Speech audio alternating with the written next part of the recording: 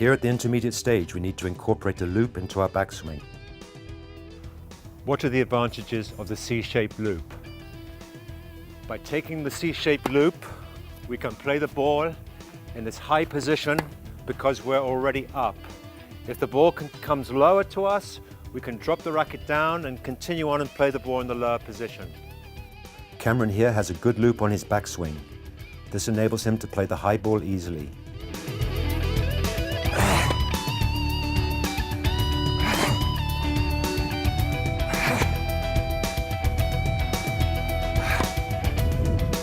In these shots, hit with a loop swing, I have great timing, since I have a continuous movement and can assess when exactly to make my swing into the ball. I'm easily able to play the ball at varying heights, and my loop, having a longer swing arc, is really creating great momentum for power. My loop also gives greater leverage for even more power. See the great leverage for power Cameron gets from his loop swing here. Do not loop too high on the forehand, just here is fine. On the backhand, the loop is a little bit lower on the one-handed backhand, like this. I repeat, be sure not to loop too high. On a fast court, this will make you late on the shot. You two-handers out there, start here, and you'll develop plenty of leverage into your shot. See the leverage for power Cameron gets through the take back of his racket here. If you start too low and you're coming straight back in here, it's tough to generate any real leverage into the shot. Another advantage of the loop swing is that it gives great shot selection. You can easily choose whether to hit the flat drive, the topspin drive, or the slice or chop shot.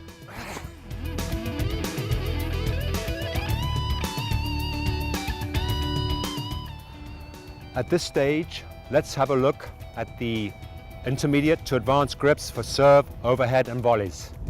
The serve and overhead grip is the chopper grip.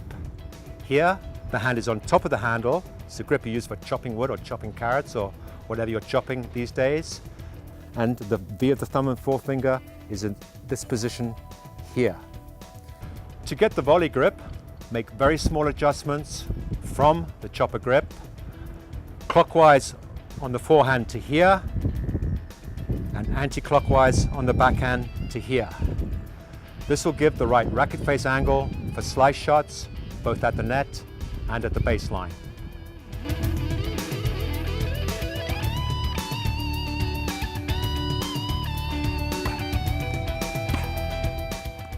Exactly the same principles apply to the volley. We pivot the big core muscles of the body as a framework, basis, or foundation for our stroke. Let's just do that. Here you see I'm turning and pivoting my body on forehand. Here again on my backhand, my hips and shoulders rotate straight away and I have nice early preparation. Again, I'm taking 2 or 3 short adjusting steps to try and get the ball into an optimum position, which on the volley is comfortably out to the side, right out in front, and just about chest level. Exactly the same on the backhand. Let's just do that. So you see I've got my pivot, and I'm playing the ball in front of me, comfortably out to the side. The only difference here is that on the volley, it is a punching movement from high to low. It's not a swing, it's a punching, blocking movement in front of your body from high to low. Let's just do that.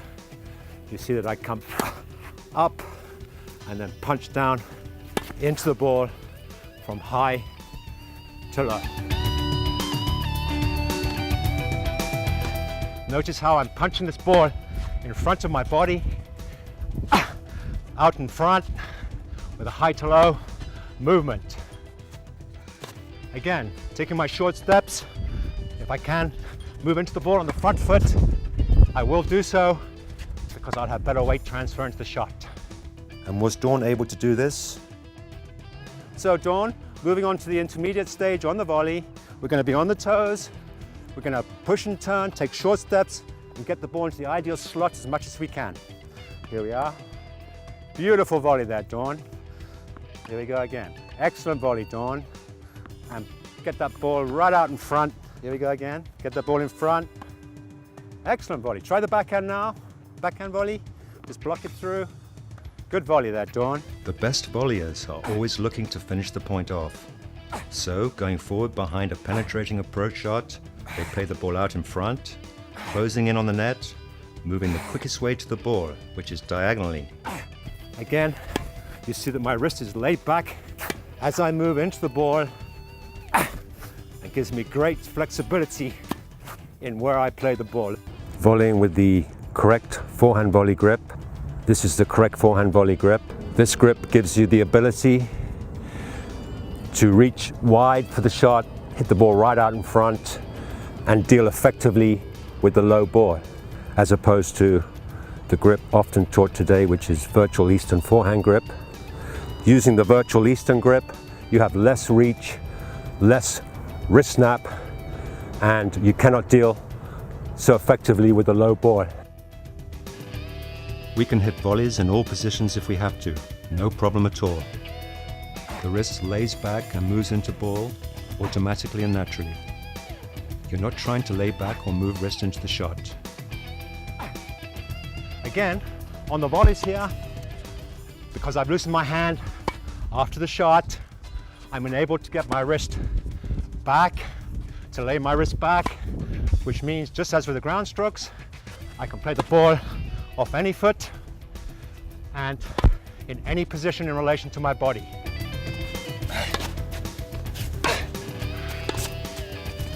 You may need to improvise at the net.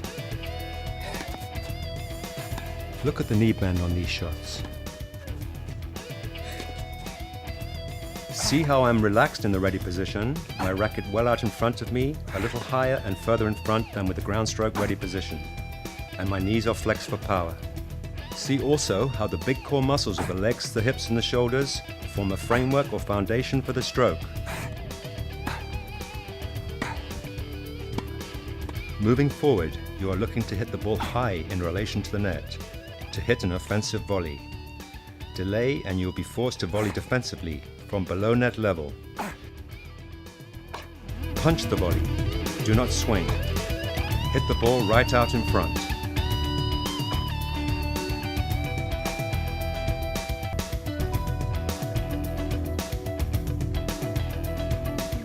A bit of a speech here, but the breath really is so crucial. Very important to get the breathing right on the tennis court. Firstly, take some yoga breaths in through your nose before you go out there, occasionally when you're playing and on change of ends. This is breath from the lower lung, deep breath from the lower lung. It's not anxious, shallow breath from the upper lung, which is very cerebral. This helps you to stay very calm, cool and collected so that you are composed and comfortable. So stop before you start and get your breathing nice and calm. Then, with lips parted, mouth slightly open, breathe each shot of the rally, taking about 3/4 of the air in through the mouth and 1/4 in through the nose. And the same coming out, about 3/4 out through the mouth and 1/4 out through the nose. This has the effect of fueling the muscles with oxygen so that tension and energy are constant. The yoga breaths provide a pool of energy or a pool of tranquility if you like. And when you hit, as I am on these shots here, you breathe each shot in the rally so that tension and energy remain the same. This way you maintain equilibrium on the court and do not have tension building to a crescendo so that you miss the fourth shot of the rally, what I call the four-shot syndrome. Here Cameron breathes fully. Here in our fifth lesson, Dawn adds good breathing to a game. She breathes in as she approaches the shot and then breathes out as she hits the ball. Remember, the rhythm of your breathing is the rhythm of your stroke making. So no closed mouth, tight jaw, hitting please. Note that when you warm up on the court, You take full but gentle breaths as you swing comfortably at about half speed with very little effort. When you've been on the court for 5 to 10 minutes and you increase the swing speed or tempo to about 3/4 capacity, always staying very comfortably within your outer limits, this breath may become audible, a grunt even, but please, not too loud. Let's just look at the breath here. Notice how my breath becomes audible as I increase the swing speed or tempo. The breathing sound you hear is the result of my stomach contracting as I breathe out as I hit the ball. It will have expanded as I breathe in as I approach the shot. Expand, then contract the stomach on every shot. It is like a karate expert breaking a brick. Tension and energy gathered and harnessed and released into the shot. If you think of the karate analogy, the karate expert gathering and harnessing the energy and releasing it as they break the brick. Let's do that on backhand. Here, you can hear my breathing as I use my energy effectively. This applies to the serve and volleys. Every shot in tennis is one breath. Hear my breathing on each shot. You should be the same on the 100th shot of the rally after 4 hours as you were on the first shot in the first rally of the day. Now that's tough, but it's got to be done.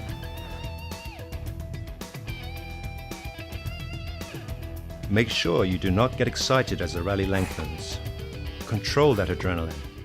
Remember, there should be no increase in tension in the mind as well as the body and hand as the rally progresses. Keep that equilibrium, keep that cool.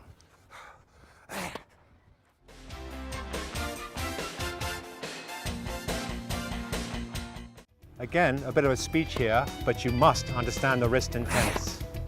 A word about the wrist in tennis. Firstly, don't go messing around with your wrist. If you do and you go off into the wrong track, you're going to founder badly in your game. You concentrate solely on the swing of the arm. If you loosen the hand after the previous shot, the wrist just does what it has to do. It just takes care of itself. The wrist will lay back automatically and naturally, just because of the forces created by swinging the arm and the weight of the racket. So you're not trying to lay the wrist back, it just lays back automatically and naturally. And then, when you swing into the ball, without snapping, flicking, or trying to use your wrist, the wrist will operate automatically. Deliberately moving wrist into the ball, or worse still, snapping like in squash, will only lead to a loss of power and control. Dawn does not try to use her wrist here. It just operates naturally because she loosened her hand after the previous shot.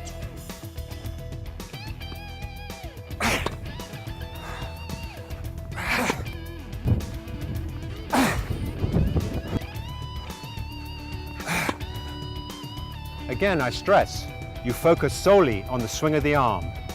The lay back and the uncoil of the wrist just happen totally automatically and naturally, without you even thinking about it. In summary, do not try to use wrist or even think of using wrist. If you loosen hand after each shot and concentrate on the swing of the arm, the wrist will simply take care of itself. It'll hinge back and hinge in, totally automatically and naturally.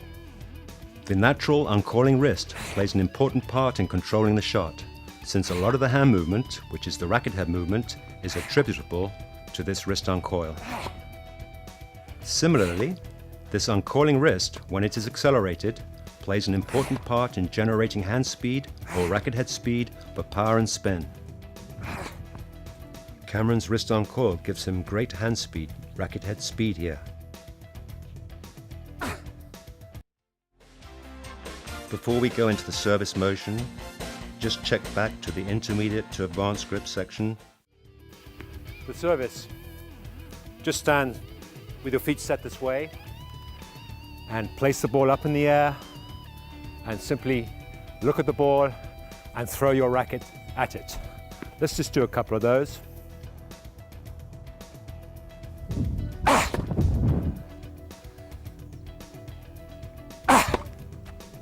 Here you'll see that I'm reaching up to the ball I have a very rhythmic movement. My service is like a harmonious, smooth Rolls-Royce type of movement. It's not jerky or tight.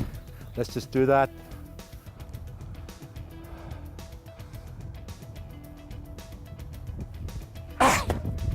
Let's look at that in slow motion. Develop a powerful throwing motion when you serve. When you serve, spread the fingers out slightly. Hold the racket lightly, not bunched up in the butt of the hand here. So it's nice light hold on the racket. To learn the advanced grip on serve, start in the trophy position. Have the racket rest on the top of the hand here like this, and hold in these 3 fingers here. These 2 only supporting. If you hold in these 3 fingers here, you can make the wrist action required to serve the slice, the flat, and the topspin serve. If you hold in these 2 fingers here, your wrist will lock up tight and you will not have the flexibility required to serve the advanced serves. Holding in 3 fingers essentially, with just these 2 supporting, I get tremendous amount of wrist snap to hit all the different spins and the spin serves, which depend upon tremendous amount of flexibility in the wrist. And then hold the ball in the fingers of the left hand like this. As the hips and shoulders start the rotation, the arms come down together in unison. And then, as the hips and shoulders continue the rotation, the arms come up together, the left arm placing the ball up in the air, and the right arm coming around into the throwing position, which is the back scratch position. Let's just do that. Here you'll see how my arms move in unison, my hips and shoulders rotate, and then I throw my racket at the ball. Note the leg action giving thrust for power on these serves.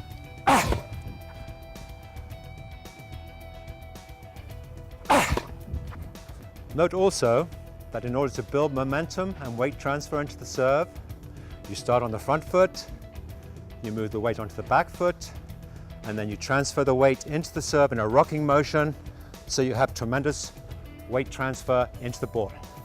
That you'll start with the weight a little bit on the front foot, then you'll drop it onto the back foot, and then you'll go into your serve. Let's just do that, and here you'll see the tremendous power I get from the rocking motion.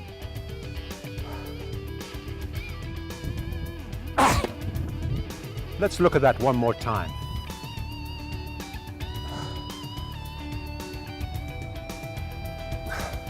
Note, the weight is still on the back foot when the arms come to here. Then the weight transfers onto the front foot as you continue the throwing motion.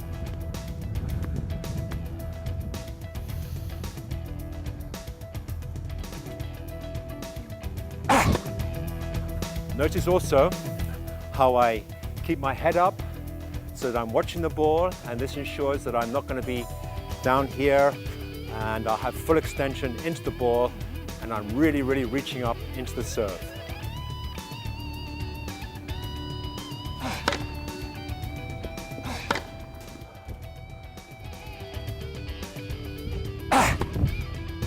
When we serve, we have 3 basic serves. We have the slice serve, where we hit around the side of the ball, the flat serve, where we hit straight through it, and the topspin serve, where we hit slightly up on the ball. Think of a clock face. Slice serve, it's 3 o'clock. The flat serve, it's 12 to 6. The topspin kicking away to the forehand is 4 to 12. And the topspin kicking out to the backhand is 8 to 12 this way. Let's just do a couple of those. There's your slice. And then we've got the flat serve, like that. And then the topspin this way. And then the topspin this way. Let me do a slice serve.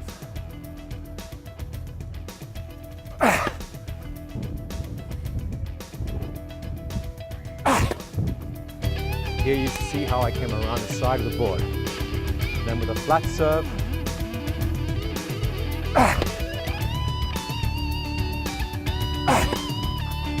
you'll see how I hit right through that board for power, my cannonball serve. Then of course, the topspin serve.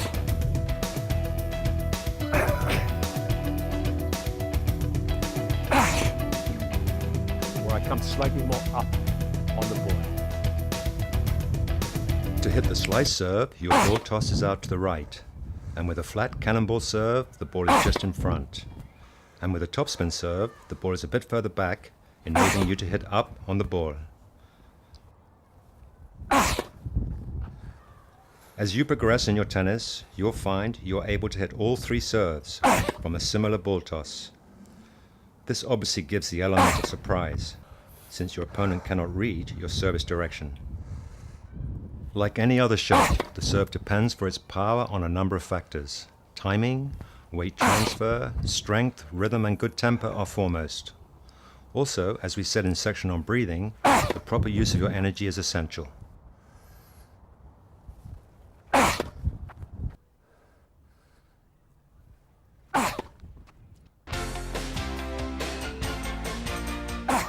Bounce the ball and go straight into your service motion for rhythm and momentum. Do not be static in your service preparation. Hit the ball at full extension, just fractionally after its peak in the toss. Reach up. Throw your racket at the ball. Keep your eye on the ball, breathe, and maintain a smooth rhythm.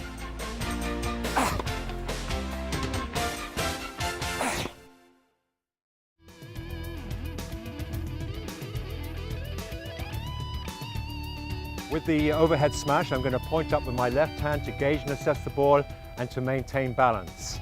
I'm going to take short skipping steps back, which become crossover steps as I move back towards the baseline. Let's just do a couple of those.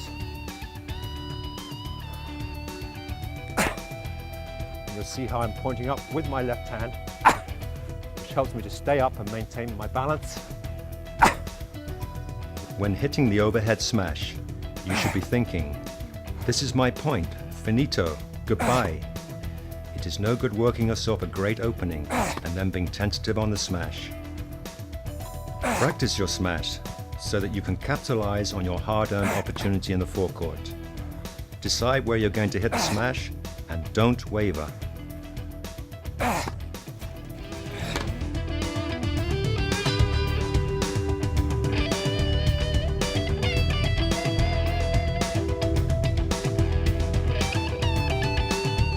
If you can, hit low to high on the ball to impart topspin, just as you do with your regular ground strokes. And make sure you do not overswing on your return. Keep it compact. If you are under a lot of pressure, use the slice block return.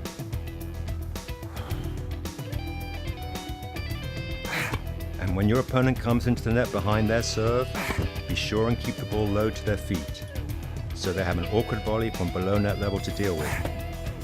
Stand back if the serve is a rocket delivery, but try to move in and play the ball early if you can on a fast court.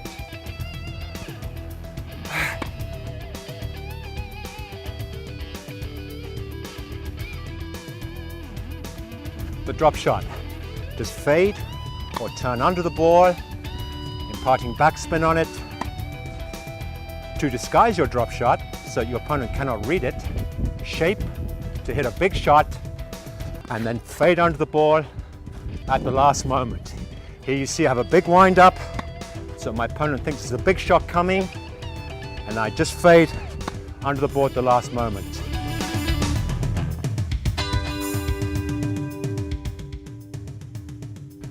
Under pressure, we hit the defensive lob.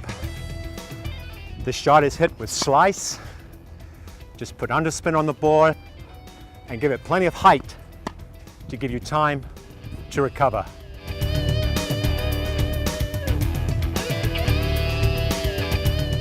Now, to hit dynamic and incisive shots under the enormous pressure of a match situation and come up with big blistering shots, we need to increase the racket head speed, and we also need to increase the torque in our shots, and we need to improve the feel in our hands. How do we do this? Do you remember earlier in DVD when we discussed topspin, we talked about the wrist laying back further, the more topspin you want to hit?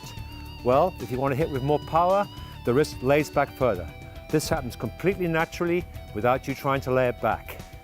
To increase the amount of the layback and to increase the racket head speed, we spread the fingers out a little bit on the handle, like this on both backhand and forehand, so they're slightly spread. Then as we hit the ball, we close the fingers up like this.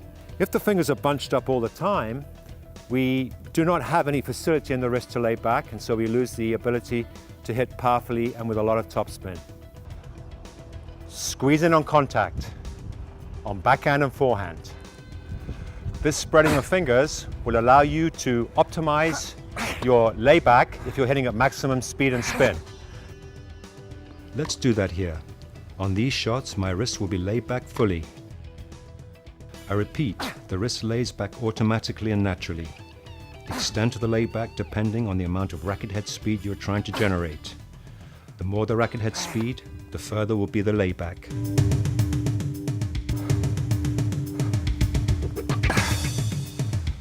Cameron's wrist also lays back to the optimum for power and spin here. This spreading of the fingers gives a pronounced levering effect in the wrist, the optimum hand leverage. This translates to a big fast movement in the racket head, which not only increases power, but the amount of spin that you impart on the ball. When hitting topspin shots like this, the ball really rearing up and kicking into the baseline.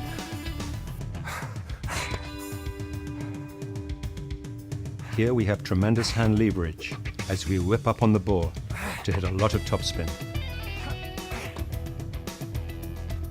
As wrist lays back further, we will have fast hands, the optimum hand leverage. And remember, your racket head is just your hand enlarged. The fast hand movements I'm using here translate to a fast racket head movement for power and spin. Again, when I'm hitting the slice shots very hard, my wrist will be laying back naturally to the optimum for the maximum amount of backspin on these shots. You two-handers out there must learn one-handed slice in conjunction with your two-hander to complement it. The shape of the regular slice is high to low from here to here. And the chop, which is heavy slice, a pronounced high to low from here to here. It must be emphasized again here that even when we are leaving wrist to the optimum extent, we are not trying to lay back or move wrist into the ball. It is totally automatic and natural. Another advantage that this increased layback of wrist from spreading fingers gives is that with this increased facility, we have more leeway and latitude in where we play the ball. This means that we can really play the ball reaching and stretching and still hit powerful shots. Here I have leeway and latitude in my hitting zone. This means that even when the ball is not in the ideal slot, I can still hit powerful shots under tremendous pressure at the maximum stretch and reach. At the advanced level, we need also to improve the feel in the hands to have the magic hands of the very top players. Earlier in DVD, we talked of loosening the hand on handle to keep the hand at the right level of tension. Top players are constantly trying to keep their hands full of this sensitive, responsive feel. They spin, turn, or twirl their rackets clockwise and anti-clockwise, caressing the racket to cultivate this feel and suppleness in the hand. This way, the racket is a precision instrument in their hands, and they have precision control. This, as we said earlier, is the secret of magic hands. Whereas you do not have to spin, turn, and twirl the racket to this extent, you must develop feel in the palm and fingers and thumb, i.e. the hand. The central importance of keeping the hand supple and full of feel is essential for controlling the shot. Notice also, they turn the racket through their fingers after about their 8th shot of the rally, when they sense the hand becoming too hard, because this is where control goes, because the ball deflects off a hard hand. I am not saying you have to turn the racket through the fingers after every shot. As I said earlier, about the 8th shot is sufficient, but the central importance of softening the hand between shots and keeping it supple and full of feel cannot be understated. As I said earlier, this allows two key things to happen. The feel for control is maintained, and the essential layback of wrist is facilitated. At the beginning of the DVD, we said that you simply look at the ball, swing the arm, and apply the hand for basic control. On these advanced level shots, we need to educate the hands, to develop hand knowledge. Then we can have good hands, fast hands, magic hands. The best players have the best hands in tennis. Here I have good hands, and when hitting hard or with heavy topspin, as I am now, these become fast hands. And when I hit a finesse drop shot, I have soft hands. Let's have a look at another situation. Here I accelerate my racket head, which is my hand. Yes, I have the quicksilver counter-punching hands of the very top players. Here Cameron has great hand leverage. He understands the specific importance of hand knowledge. Look at the power here. Cameron really unleashes here. The precursor to tennis over 400 years ago was after all called jeu de paume, game of the palm.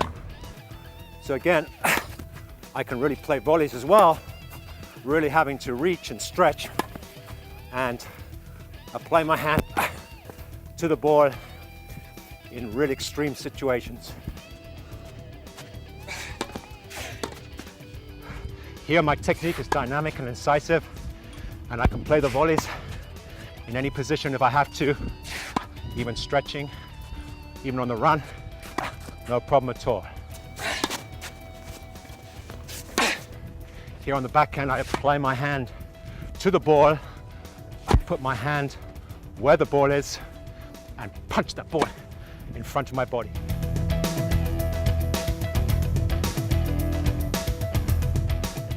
Tension levels. When we discussed the karate breath earlier, we talked about holding the muscles at a right level of tension just before the shot. In readiness position, the muscles are keyed in or engaged, just like a panther about to strike. And then, approaching the shot, there is pre-tension, and then the main squeeze in body and hand as we load up, as we flex into the ball. Combined with the breath, this really is dynamic and explosive, just like a karate chop. Let's just do that.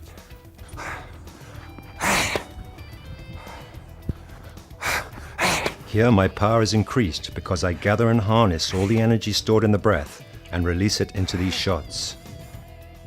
Keep the tension and energy levels just right, just so. Be meticulous about this. You must monitor your tension and energy levels. Along with the concentration level, this is what is involved in hitting a good shot.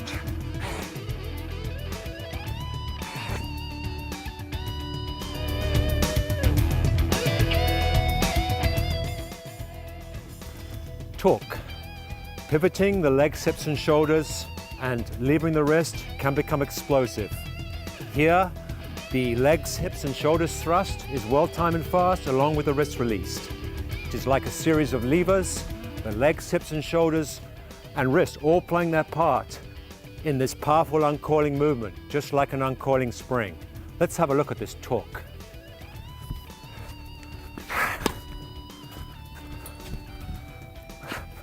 Here you see, I'm getting tremendous leverage in my body for tremendous power on both backhand and forehand.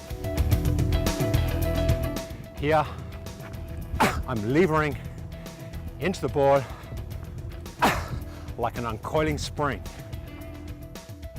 The leverage principle is just like a discus being thrown.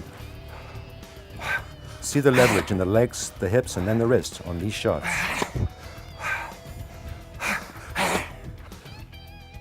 The release of Cameron's legs, hips, shoulders and wrist is a chain of levers throughout his entire body, each lever combining to unleash tremendous power into his shots. See the power coursing through my entire body here on these shots. Another point to consider. Here I am swinging hard at the ball. It is important to realize, however, that to develop rhythmic, smooth strokes, I will have started with a medium-paced, smooth tempo and only progressed to the faster tempo gradually. I will have moved through the gears if you like. This also applies to the service motion and the smash.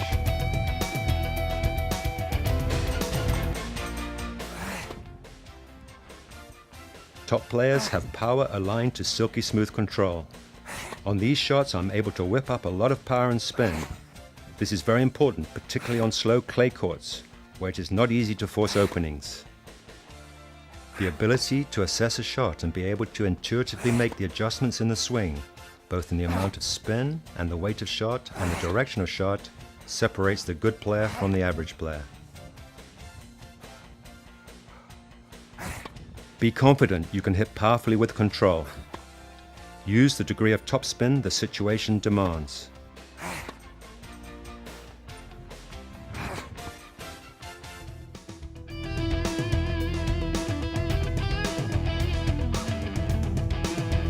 So let's put it all together and see how all these factors combine in a pressure situation to rifle shots with precision control.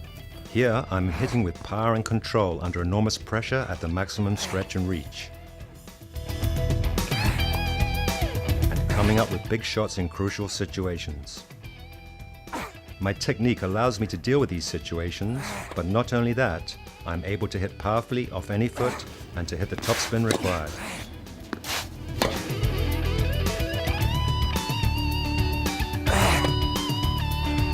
With Cameron, all the components are now in place. He is putting it all together, he can hit powerfully and has the ability to hit the topspin required in all situations. Obviously, with this dynamic and incisive technique, I have tremendous confidence going into a match situation. Tennis is a game of small adjustments. You take short adjusting steps when you get to the ball. To change your position, you track the ball down with your knees if you find it's a little bit lower than you were comfortable with. Of course, you're watching the ball and following it with your eye at all times. And again, you can apply your hand wherever the ball is, i.e. put your hand where the ball is. Let's just do those things and you'll see these small adjustments in my shots as I approach the ball. There you see I had to bend down very low. Here I'm having to leave the ball from behind me. Big powerful shots and the ability to hit big whipped up topspin is in the armory of all top players. On these shots, I have total confidence that I can make telling shots under pressure. It is essential that your technique gives you the tools to really compete effectively. You must be the player who can step it up on big points. This will only happen if you have a good technique.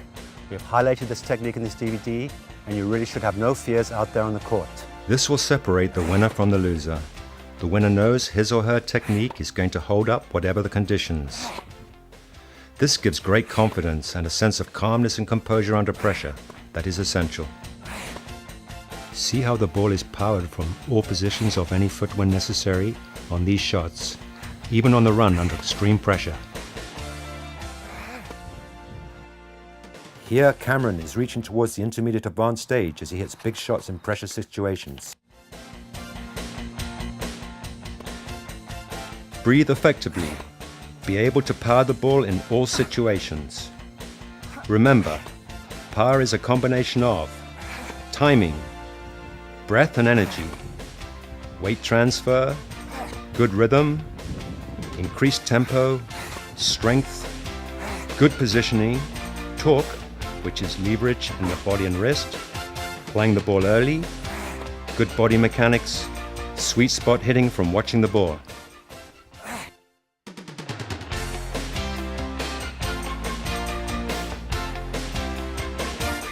I think you'll agree that if you use the modern method of tennis, it really is easy to learn and advance in the game. The great flexibility and adaptability of this method gives great composure to beginners at their level and to advanced players at their higher level. Combined with right breathing, you'll find that the tension, energy and concentration levels are held just right. And you will find that one good shot breeds another and you're in an upward spiral. The problem with bad inflexible technique that doesn't actually deal with the balls that are thrown at you, the opposite happens. The tension compounds and you're in a downward spiral. You very quickly find that the wheels are coming off and you've really lost the plot out here. But when the atmosphere is calm, which is the hallmark of a good tennis player, you'll find you're in the zone and you'll find that you will improve rapidly in your game. Remember, tennis is all the ease. Easy, efficient, economical, enjoyable, effortless. And all the C's, cool, calm, collected, composed, comfortable, and centered. It's not the A's, angry, anxious, overly aggressive, agitated.